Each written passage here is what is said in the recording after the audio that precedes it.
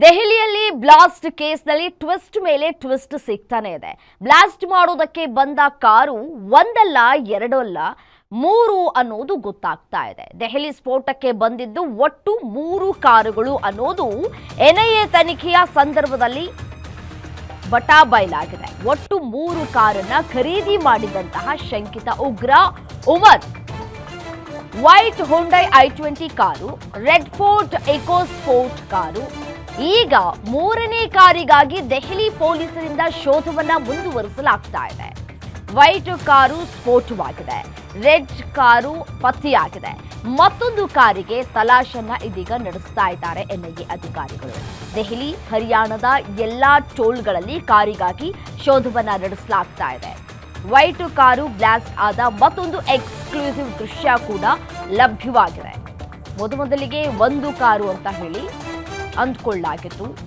ಯಾವಾಗ ಈ ಒಂದು ಕಾರು ಬ್ಲಾಸ್ಟ್ ಆಯಿತು ಅದೇ ಕಾರು ಇರಬಹುದು ಅಂತ ಕೂಡ ಹೇಳಲಾಗ್ತಾ ಇತ್ತು. ಬಟ್ ಆದರೆ ಒಂದು ಸಿಗ್ನಲ್ನಲ್ಲಿ ಯಾವಾಗ ಈ ಕಾರು ಸ್ಫೋಟ ಆಯಿತೋ ಒಂದು ಕಾರು ಅಂತ ಹೇಳಿ ಕನ್ಸಿಡರ್ ಮಾಡಿದ್ರು. ಮತ್ತೊಂದು ಕಡೆ ಪೆಟ್ರೋಲ್ ಬಂಕ್ನಲ್ಲಿ ಅವರು ಪೆಟ್ರೋಲ್ ಹಾಕಿಸ್ಕೊಂಡ ನಂತರ ಇಂಟರ್ಚೇಂಜ್ ಆಗ್ತಾರೆ. ಸೊ ಅಲ್ಲಿ ಅಧಿಕಾರಿಗಳಿಗೆ ಇಲ್ಲಿ ಒಂದು ಕಾರಲ್ಲ 2 ಕಾರು ಬಳಕೆ ಮಾಡ್ಕೊಂಡಿದ್ದಾರೆ ಅನ್ನೋದು ಗೊತ್ತಾಗ್ತಾ ಇದೆ. ಅದಾದ ನಂತರ ತನಿಖೆಯ ಆಳ ಅಗಲವನ್ನ ಗಮನಿಸಿದಂತಹ ಅಧಿಕಾರಿಗಳು ತನಿಖೆಯ ಸಂದರ್ಭದಲ್ಲಿ 2 ಕಾರಲ್ಲ 3 ಕಾರುಗಳನ್ನ ಇಲ್ಲಿ ಬಳಕೆ ಮಾಡಿಕೊಳ್ಳಲಾಗಿದೆ ಅನ್ನೋದು ತನಿಖೆಯ ಸಂದರ್ಭದಲ್ಲಿ ಗೊತ್ತಾಗಿದೆ. ಸೊ 3ನೇ ಕಾರಿಗಾಗಿ ಇದೀಗ ಶೋಧ ಕಾರ್ಯವನ್ನ ನಡೆಸ್ತಾ ಇದ್ದಾರೆ. ಒಂದು ಕಾರು ಬ್ಲಾಸ್ಟ್ ಆಯಿತು, ಮತ್ತೊಂದು ಕಾರು ಎಲ್ಲೋ ಒಂದು ತೋಟದ ಮನೆಯಲ್ಲಿ ಇಟ್ಕೊಂಡಿದ್ರು. ಆ ಒಂದು ಕಾರನ್ನು ಕೂಡ ಸೀಸ್ ಮಾಡಲಾಗಿದೆ. ಇದೀಗ 3ನೇ ಕಾರು ಎಲ್ಲಿದೆ? ದೆಹಲಿಯಲ್ಲಿಯೇ ಇದೆಯಾ ಅಥವಾ ದೆಹಲಿಯನ್ನ ಬಿಟ್ಟು ಹೊರಗಡೆ ಹೋಗಿದ್ಯಾ? ಹೊರಗಡೆ ಹೋಗಿದ್ರೆ ಯಾವ ಕಡೆ ಹೋಗಿದೆ?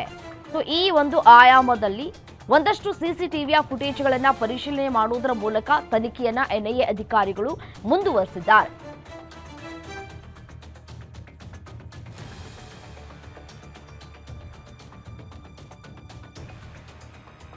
ವೈಟ್ i20 ಕಾರಿನಲ್ಲಿ ಇದ್ದದ್ದು ಶಂಕಿತ ಉಗ್ರ ಡಾಕ್ಟರ್ ಉಮರ್ ಅಹ್ಮದ್.